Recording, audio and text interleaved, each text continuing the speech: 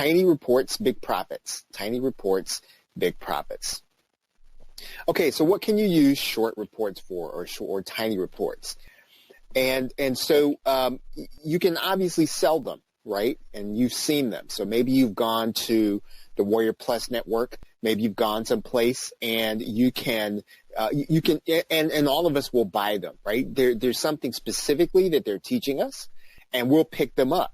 And short reports are really good because they teach one specific thing, right? And I buy short reports all the time. Probably not as much as I used to do, but I like them because it's not too much information.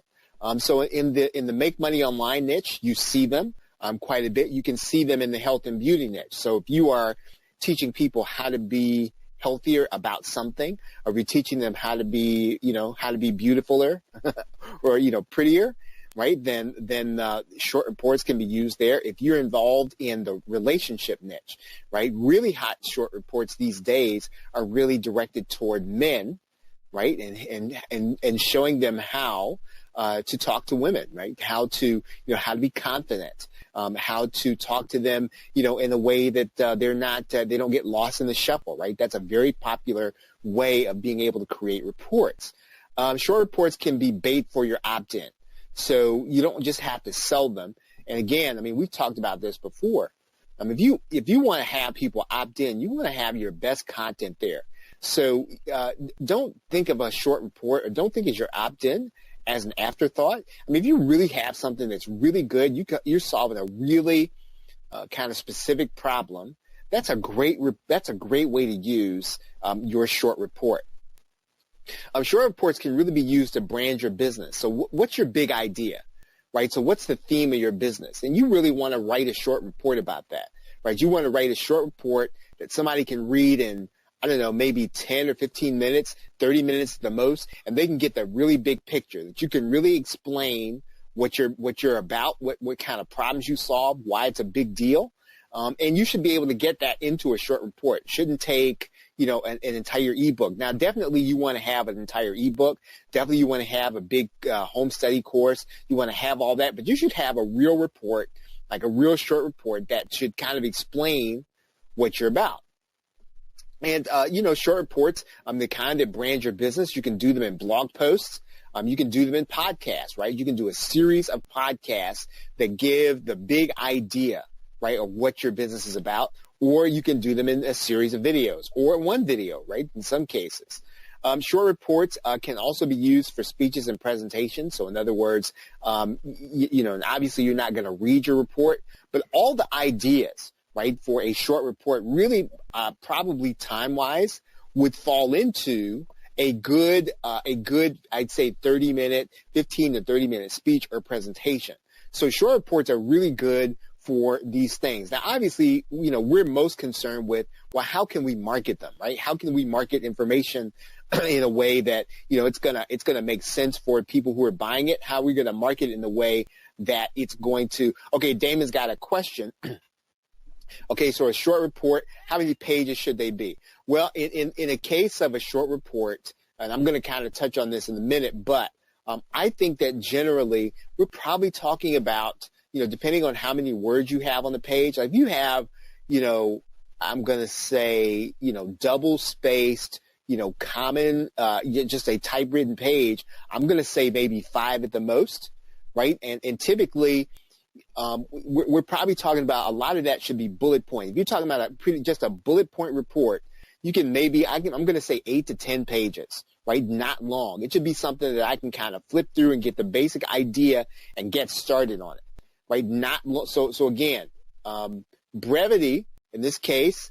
If you can make it shorter than that, then that's best. Long as you fulfill your promise in, let's say, on the opt-in page, whatever you promise in the opt-in page, and whatever you promised in the sales letter, as long as you deliver on that, I'm going to say you want to kind of keep it as short as you can, not long as you can, right? Now, if you're going to beef it up, you're going to beef it up with PLR, and that PLR should really be only the necessary information, right? A short report, a tiny report is basically the information I need in order to do what you're telling me, you promised me I'm going to be able to do. Okay, so the profit for short reports, they should be actionable. That's really the key. right? So, Damon's question was, how short should they be? I'm going to say again, I'm not as a rule, I'm going to say they probably shouldn't be any longer than 8 to 10 pages, but they can be even shorter than that as long as they're actionable, right? They can be 2 pages if they're actionable. So if I can get your report and I can just get started doing something, and those get started end up getting me to a goal, then that's acceptable, right? It doesn't really matter how short they are. So a key requirement is going to be that they have to be actionable, right? So the form that you create the reports is not as important as the structure. So in other words, not important that necessarily that you have, full double-spaced typewritten reports. It has to be relevant to the exact real problem in the sub-niche, right? An exact real problem in the sub-niche, right? If you're talking about the make money online niche, and let's say you're gonna help product creators, and then what are you gonna help product creators to do? What are you gonna help them with that they have a problem with? It should be, so in other words, it shouldn't be everything in the make money online niche. Maybe you might want to be helping CPA marketers. Maybe you're going to help bloggers. Maybe you're going to help software creators. Maybe you're going to help offline marketers. And then you should be able to go deeper and help them with a specific problem they're having. Okay, your instruction has to be up to date. So in other words, it can be an old solution, and you can't solve an old problem, right? Even if you solve that problem extremely well, it should not be a problem that used to be a problem that that's maybe now handled by automation, that's maybe now handled by a better method, that's maybe now handled by some kind of regulation, that's maybe now handled by, let's say, one of the big companies, Google, Google, Facebook, or Amazon, right? If they've kind of swallowed up that problem, then your short report probably should not be released, especially not for pay. Right now, if you're going to do a short report, it should be a problem that you know the solution to, right? So you got to know the solution. So again, I suppose that you can do the research on something and you can write down the solution, but you should know the solution, right? It should be something that you have exercised, something you've done. Every bit of experience that you have with the solution is going to help you to create the short report. If you can't get the experience, right? So if you can't get the experience solving the problem, right? It's not impossible, but you're going to have to go borrow that experience, right? You're going to have to get the experience of somebody who has solved the problem. Your instruction needs to help somebody solve something specific, and the report can be written, but honestly now, these days, you can do an audio report or a video report, right? You don't have to write it. So if writing the report's going to slow you down, right, just do a video report. The actionable report is based to the product or service you're really trying to offer. So in other words, even if you decide you're going to sell your short report at, let's say, $7, right, ultimately, it should be leading toward your higher ticket product. And I'm going to talk about that here in this session. And one of the best ways to maximize the actionable report should be to sell a technical course, right? Even if you need to use PLR to beef it up.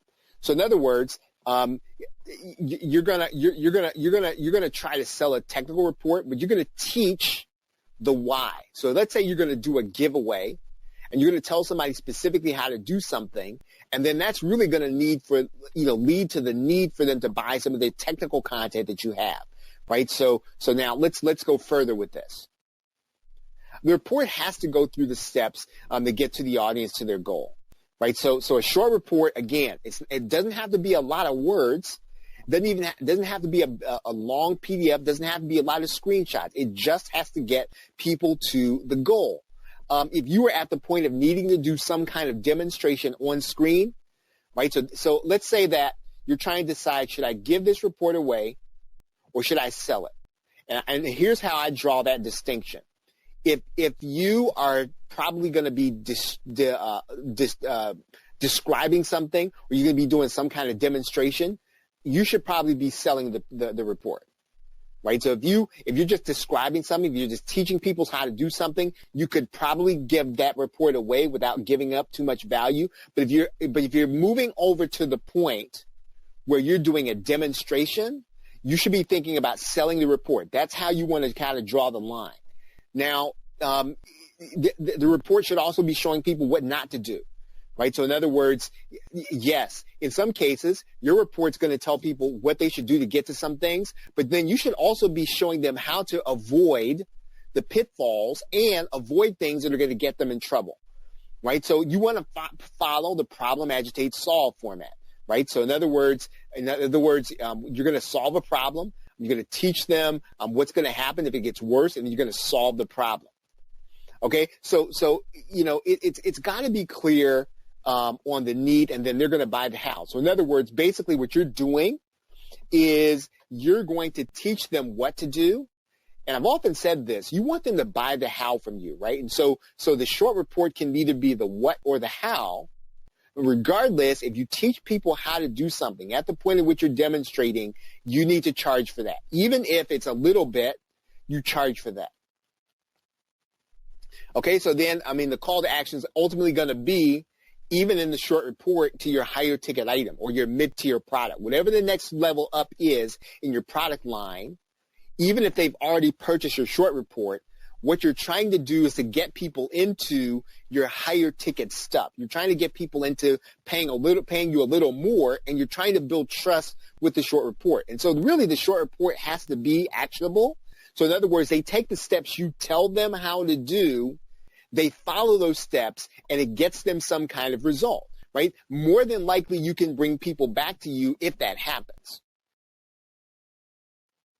Okay, so the profit from the short reports, they have to be either unique to the niche or first to the niche, right? Either unique to the niche or first to the niche. And I'm gonna tell you how that is. We're gonna look at two examples here at the end. But now let's kind of touch on this particular subject.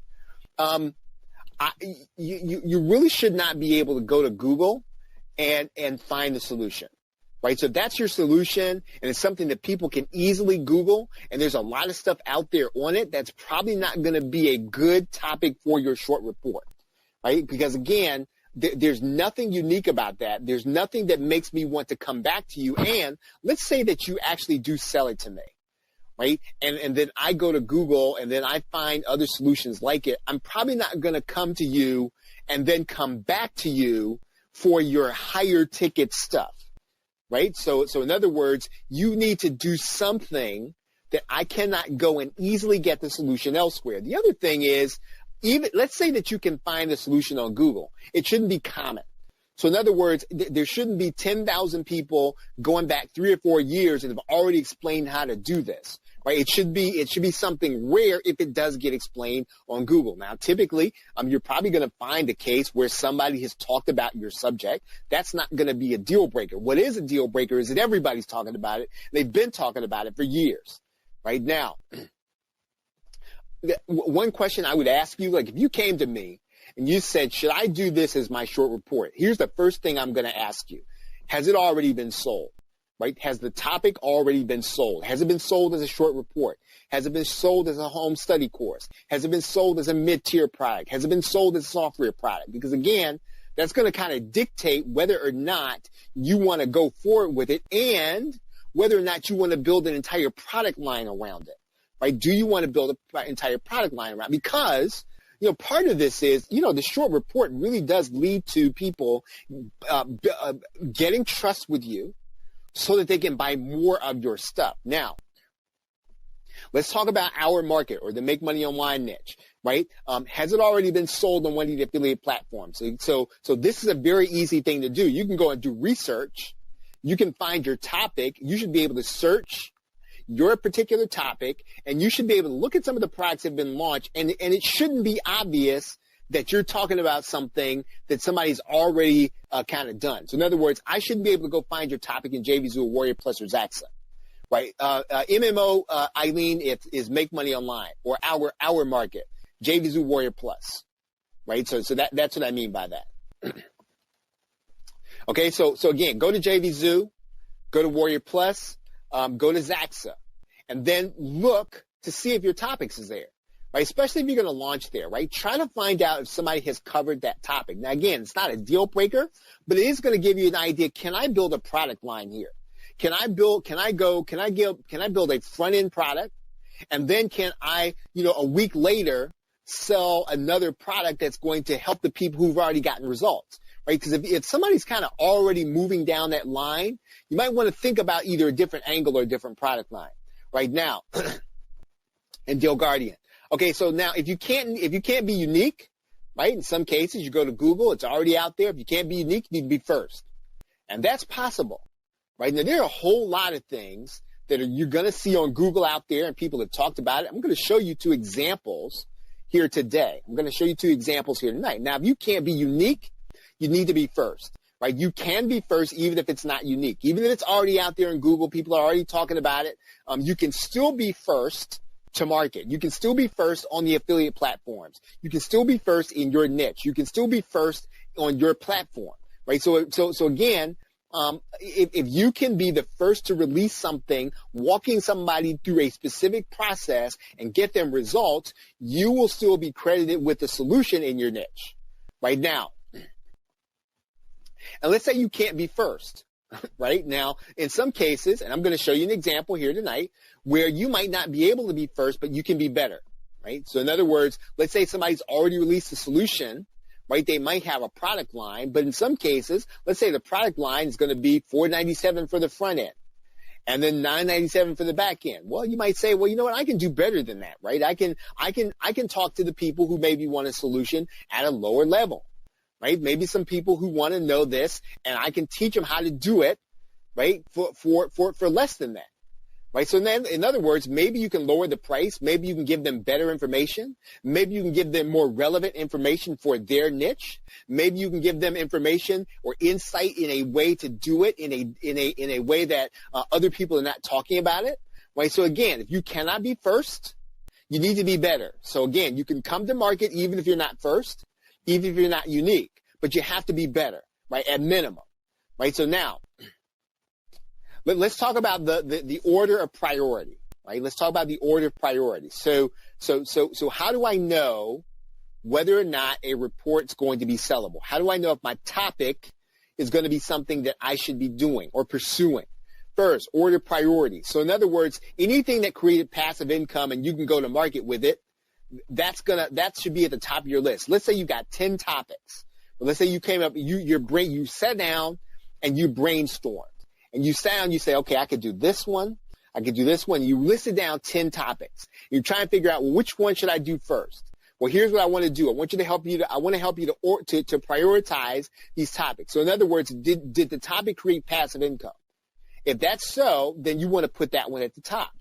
After that, processes that created some kind of income over a period of time, right? So in other words, this is only second to a process that created passive income for you or for somebody else. A process that created income several different times. So in other words, maybe it didn't create income over a specific period of time, but it was episodic, right? In other words, it happened, in April. It happened again in June. It happened again in November. So in other words, it's something that happened repeatedly, just didn't happen over a period of time, and it wasn't passive, right? So again, that probably comes third after the other 2. Anything that showed somebody how to get leads or paying clients. And this can be non-for-profit. This can be for-profit. Anything that got people in. Or, if you know how to show network marketers how to get more people into their business. Again, anything that shows them how to generate leads or paying clients. Processes that save money. So again, let's say that you've got something, it's really going to save people a lot of money, but you've got something that generated passive income. Do the passive income thing first, right? Do the passive income report first. Wait on the one that saves money. Now, money saved is money earned, but people are more willing to buy something that they see that has the opportunity to make them money over and above things that ways that people can save. Right now, processes that save time. So again, after you save money, it's saving time. Now again, it's not that people are not willing to buy products on saving time, but that comes after all these other things. Right? How many of you all are with me on the priority list? If you understand where I'm coming from, if you get the perspective that I'm sharing with you, please put the number 1 in the question box. Order of priority. Okay, great. Okay, so now processes that save embarrassment. So if you can keep somebody and you can help them to save face, right? People will buy a product that will help them to save face, right? But again, it comes after all these other things. people will say, and unfortunately it is this, right? I mean, it should be, this should be at the top, but it isn't, right? Practices that help people to save relationships, right? You can help people to save a family relationship or a business relationship or a personal relationship. They're willing to do that, but they're willing to do that after you can save them embarrassment, right now. Or processes that help people to save their own life or somebody else's, right? Things that help make people healthier, right? Again, people are willing to do that. They're willing to spend money on that. They're willing to spend money on a short report on that, but after all these other things. So if you have a report that will show people how to make passive income, and you have a report that will show people how to save their life, right? Then show them how to do passive income, right? Save lives. Yeah, definitely save lives. Okay, so Jim's saying a home study CPR course, if there is one, yeah, you know what?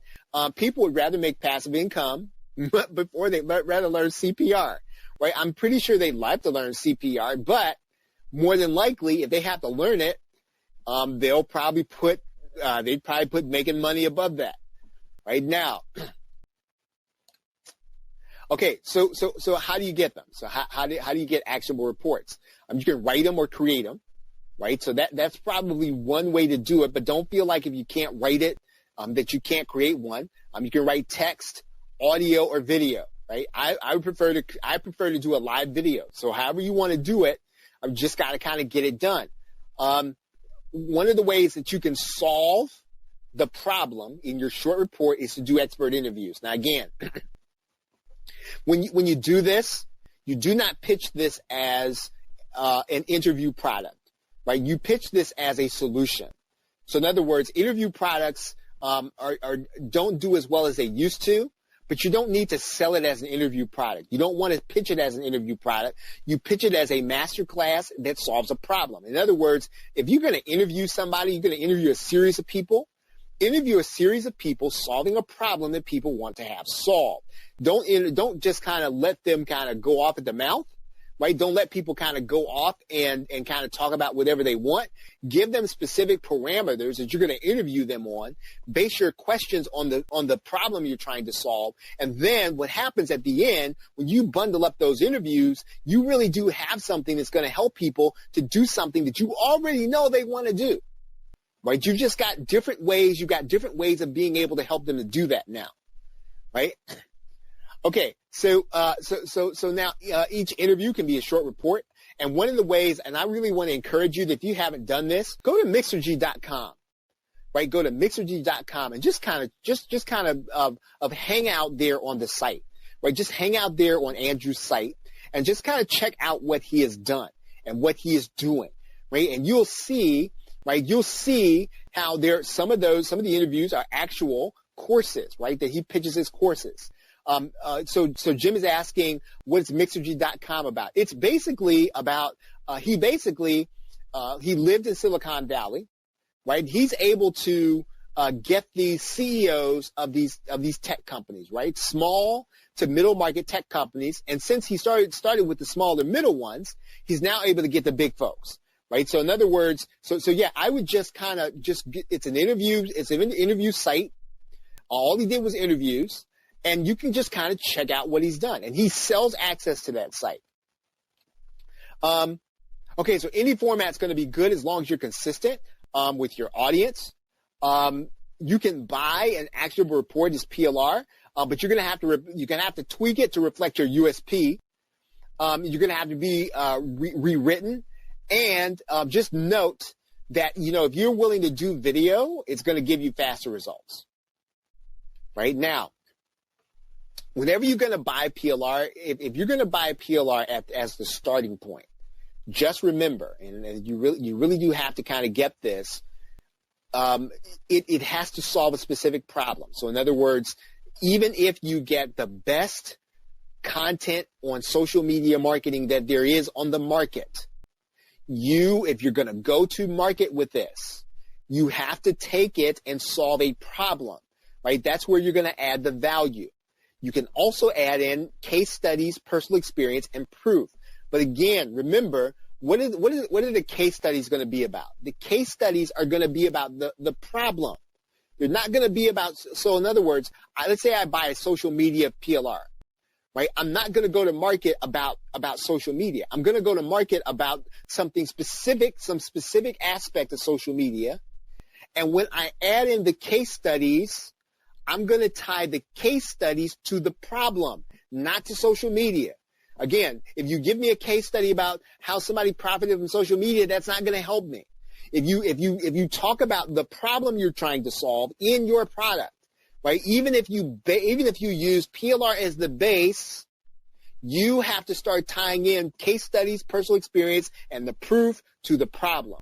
Right? Now, if you get that, please put the number 2 in the question box. Right? That's what's important, right? So again, PLR can be the basis, but you solve a problem with it. And when you add in the case studies, to solve the problem. Right now, let's talk about the strategy if you're going to do a short report, right? Strategy with tiny reports. Okay. It's basically an attraction or an engagement. It's an engagement method, right? It's a pre-sale strategy to monetize your list, right? Now that's I know I'm preaching to the choir there. You're basically trying to get people to consume the report, right? So when you start talking about what do you want the people to do, you want them to take action on your report. So however you deliver the report, however you start talking to them in an autoresponder, your job, right, from the time you sell the report is to get them to take action. One of the things you want to do is yes, you want this report to be answering certain questions, but you need to also be answering the questions that they should be asking. You and I have to know the problems in their words and describe it as well, if not better as they can. And so we've got to be able to see their problem as they see it. You've got to understand what the problem is doing to them, right? And this is probably the place where I want to land for a minute, because I want to talk about this specifically, right? Because most of us, as information marketers, I think we get the first part of this pretty much, right? I see this, right? And this is something that I think we understand. But see that I don't want to say anybody can do this, right? Because not everybody does this. Which you've got to go one step further if you want to make the product sellable, right? And what you have to do is you've got to see it the way they see it. And you also have to know what it's doing to them, right? So again, what you are trying to do is you are basically trying to get right up. You're trying to get so close to them that when you describe the problem, you almost understand it better than they do, right? And because you're telling them what it's doing to them, you're telling them what it's doing to their family life. You were telling them what it's doing to their business. You were telling them what it's doing. And in some cases, they may not even know what it's doing until you point it out to them.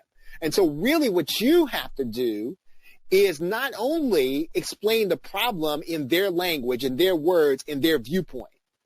If you can explain that problem and you start telling them what it's doing to them, for example, how can I give you an example of this? You're telling someone that, hey, you know what, you're drinking a Pepsi every single day, right? You're drinking a Diet Pepsi every single day. Well, let me tell you what that Diet Pepsi is doing to the walls, the inner lining of your stomach. Let me tell you what that Pepsi is doing to your intestines. Let me tell you what that Pepsi is doing to your, and maybe people knew that, maybe they didn't know that. Right now, again, I'm kind of making this up. I'm guessing it may not be all that positive, but I'm just saying, you understand my point. What you're going to start doing is you're going to start telling them, hey, you know what?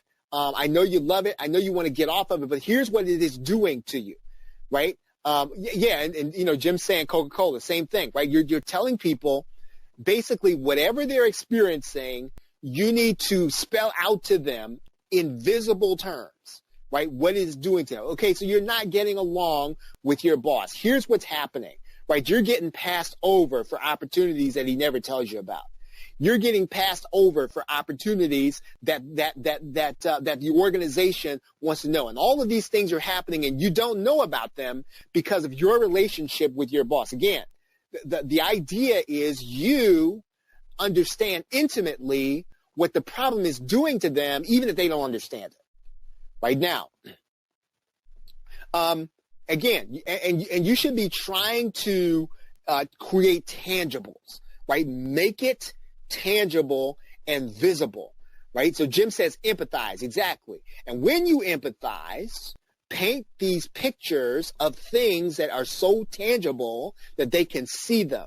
The word pictures that you create in their brain ought to make them see something, right? So it can't be, you don't want to use words that are, words that create abstract concepts, right? There should be tangible, tactile concepts that they can see. Right now, what I would say about this is also, I mean, this is kind of a popular thing, and I don't necessarily know if this sells, right? So don't gravitate toward the kind of lists that people do to describe problems. Everybody does lists, right? 10 ways, 10 things that your child is doing. I mean, I know that those do work, right? But I don't know if they work when you start thinking about trying to sell your report.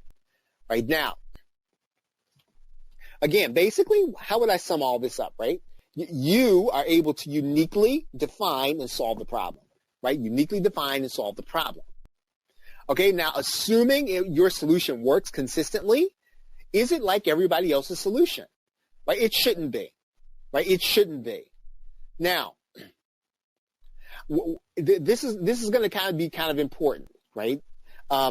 Be willing to take people through a vertical and horizontal funnel. Let me explain to you what I mean by that, right? So don't just create a one-off report, right? And when you create a short report, be thinking 2 or 3 products ahead. So at the point of sale, right? So in other words, we're talking about a vertical funnel. Everything on the point. So in other words, the front end, right, is the information of the short report. The back end, right, is additional information to get them more results. Now again, this does not mean that your short report should not stand on its own. In other words, if I just get your short report, I should be able to get the results you promised me. Now, in the upsell, you're going to give them some additional results to get me more results, not the results that you promised. So in other words, please do not break up your product into 2 pieces. I've heard that taught and it drives me batty. Do not do that, right? You want to deliver one solution, right? Deliver one solution. Now, Jim's asking the question, more results or faster results? Yes, right? More or faster results? Yes, in the upsell. In your second upsell, right? Here's how I like to look at the second upsell. In some way, it should be DFY. And again, I mean, you can vary this. You don't have to do this. But if you're going to do a second upsell, try to think of this as you just taught me how to do something. Or you just taught me how to do something. Now, part of that process involves me having to go get some stuff. Well, in the second upsell, you're going to give me some of the stuff I would normally have to go get. You're going to give me some of that stuff. You're going to make it affordable to me so that all I got to do is get yours and then use it, and I can even go get faster. I don't have to go and think about it. You're going to sell me that second upsell because it's DFY. You're doing it for me. Done for you, right? It's done for me as your customer, right? Third upsells, continuity. How do I keep my results? Because let's say I bought from you the front end from you. I'm going faster. I bought the DFY. Now what can I do? I want to keep my results. I want to keep getting results. And if I want to keep getting results, this is when you're going to put me in one of your groups, or you're going to put me in a continuity program, because you want me to keep getting results. And then it's your responsibility then to either, I don't know, maybe you want to meet once a month, right? Maybe you want to meet once a week. Maybe you want to meet, in your Facebook group and be actively involved. However you want to do it, this is designed to keep people getting results. Right now, that's the vertical funnel, right? Vertical, up and down. Horizontal is your product line. So in other words, here's what you want to think about, right? So let's say that I follow your method, right? What happens if I succeed? What's next for me, right? What will you do for me now if I'm succeeding? You want to be thinking ahead. Right? You need to take me then to a higher ticket thing, right? You want to move me up the ladder, because maybe now that I've got some results and you come back to me and say, hey, you know what? maybe what you want to do is take my next course showing you, I don't know, some other aspect of what maybe you didn't show them, or again, how to get results even faster. Again, you should be thinking 2 to 3 steps ahead of your launch. So again, now please do not think that I'm saying this because please do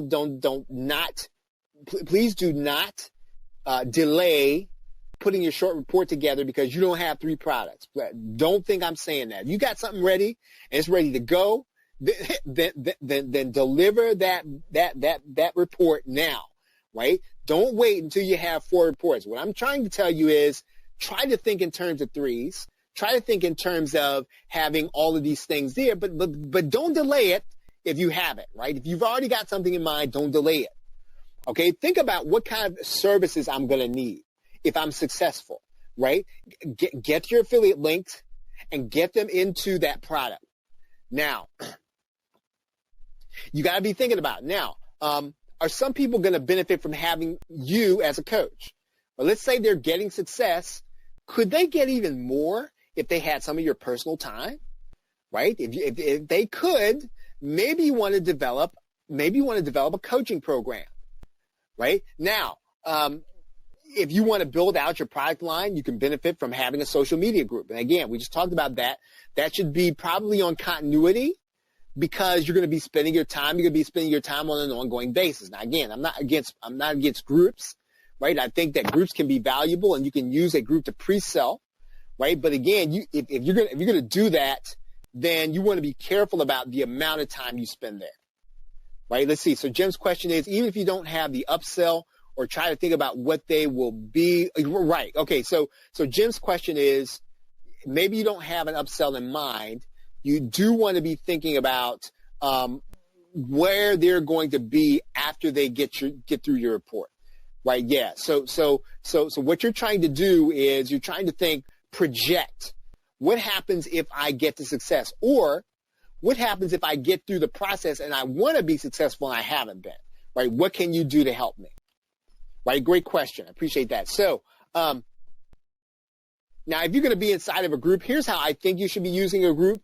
And I say all of this, and I say this knowing that groups can be places where you can sell your information products, but, right, if you want it to work so that you can have it separate from your continuity, basically what you want to be doing is sharing your results, right? What's happening when you're getting results in the area that you're teaching? All right, so where do you deploy your tiny reports? Okay, so in the MMO niche, right, you're going to launch these in the affiliate platforms, JVZoo Warrior Plus. Now, if you are going to recruit affiliates, and here's the thing about recruiting affiliates, let's say even if you're new, right, even if you're new for your tiny report. And this is something that I think I learned from Donald Miller, who wrote the book Building a Story Brand, and it is so incredibly right that I cannot believe I didn't realize it starting out. Listen, let's say you want to recruit affiliate, right? And they're going to say yes or no, for a number of reasons. But when you mention your product to an affiliate and they're going to ask you, okay, what's this about? When you mention what the product is about, it should be obvious they're going to make money. How should it be obvious? Number one, shouldn't be anything else like it out there in the market. Number two, it should be a problem that people are trying to solve. Number three, it should be something that's unique. So again, when you say it, when you mention it to them, they're going to scan their database, right? They're going to scan their brain. They're going to say, you know what, nobody's talked about that yet, right? It should be obvious. Now, again, they may or may not say, yes, I'm going to promote for you. But when you mention what your product does, it should be obvious that this thing's going to do extremely well if I choose to promote it, right? Can you do that, right? And so again, you may not necessarily have that with your first report. Still release it, but what you're trying to do with short reports is you're trying to get something that when somebody hears what it does, they say, oh, that's what people are asking about.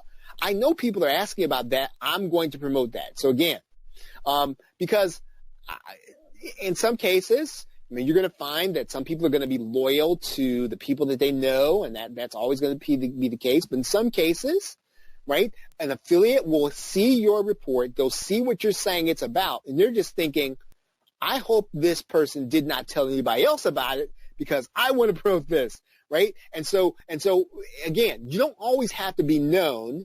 If you've got something that's so incredibly unique and so incredibly popular and so incredibly powerful that if I go to market with you, it doesn't matter if nobody knows you, right? So let's see. Jim's got a question. So what are the best places for groups? Facebook groups. If you're going to form a group, I'm going to say probably still a Facebook group unless you can do some kind of forum, right? Yeah. So Jim, what do you think of doing your own forum? They still work, right? But you've got to have it's hit or miss in this. Well, it's no more hit or miss than a Facebook group, but you've got to be really good in engagement, right? But it can work. What I will say is that what you've got to do is you've got to feel out your group. Right? You got to really feel out your group. Again, so what you're doing with the short report is you are doing it as a pre-selling group. It's a pre-selling formula.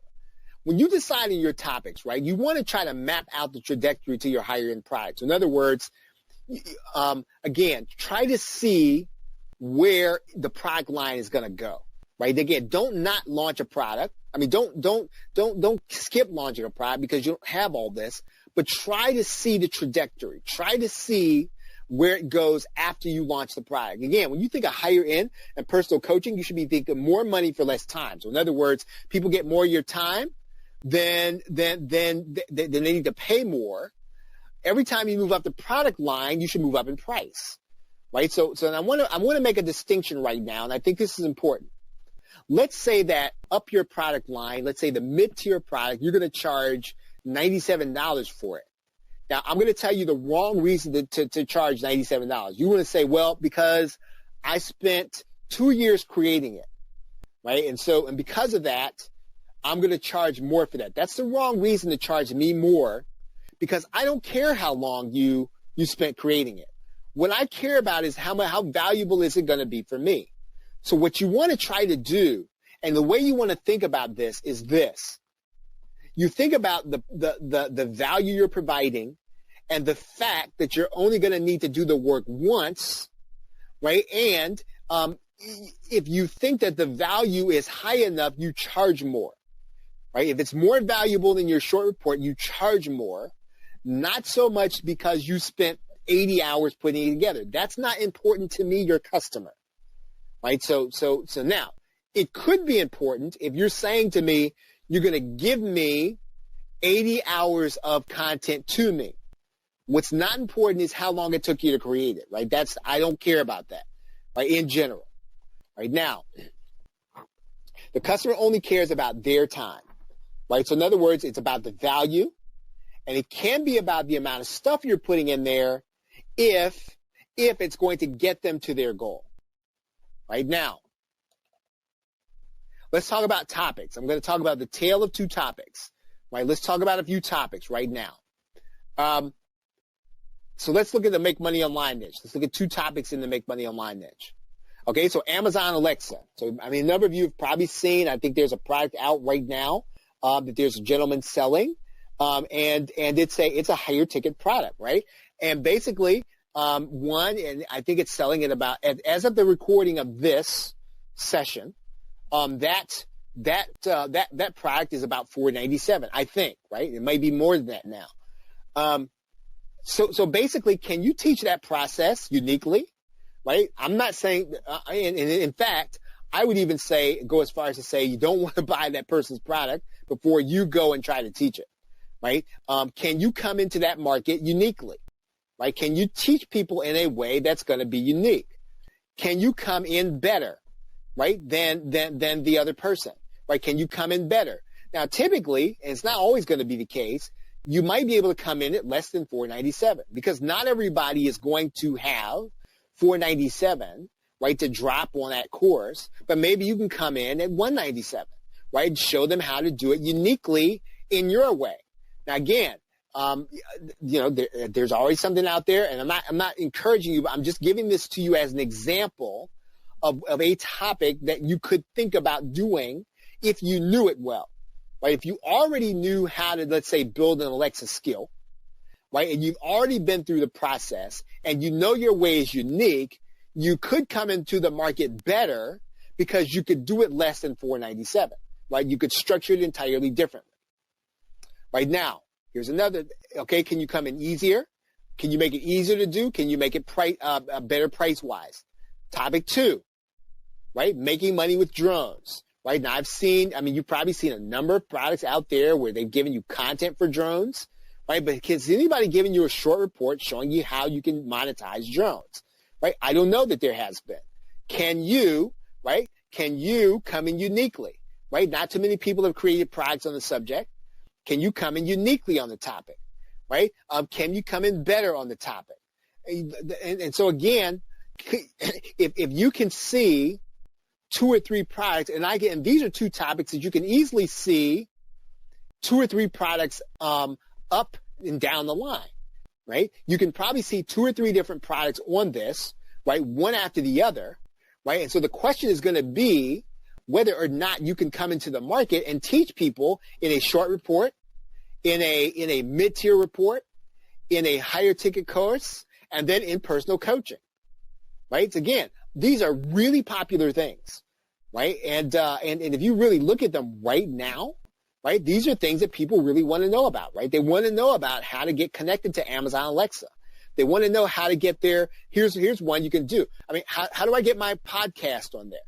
Right? Can you show me how to get my podcast on there? Can you show me how to get my video mentioned on Amazon Alexa? Right? I don't know. Maybe there's not even a way to do that, but maybe there is. But again, you come up with the short report, right? You can come in better, right? Because basically you're getting me in the door at $7 and you're teaching me how to do something specific, right? Same thing with drones. So again, tailor 2 topics. You can come in these markets and you don't have to do these topics, but I want to encourage you to look at them.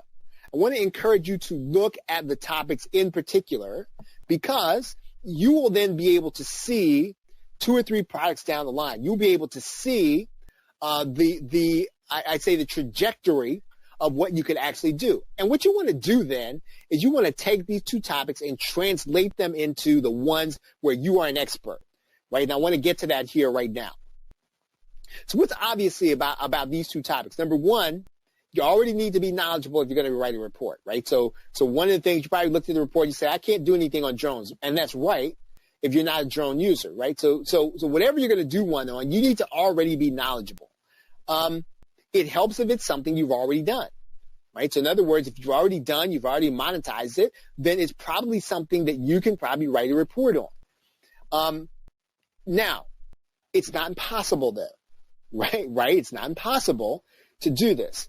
Let's say you did take that topic, right? Let's say you hadn't done anything. Now, it's not impossible for you to go and get a drone, right? And go through the process of I don't know, either getting clients or figuring out how to monetize it. But again, it's going to take you longer if you got to go and learn how to do it, right? So again, that would be kind of like jumping topics and jumping niches. But again, it's not impossible if you know and you can learn quickly.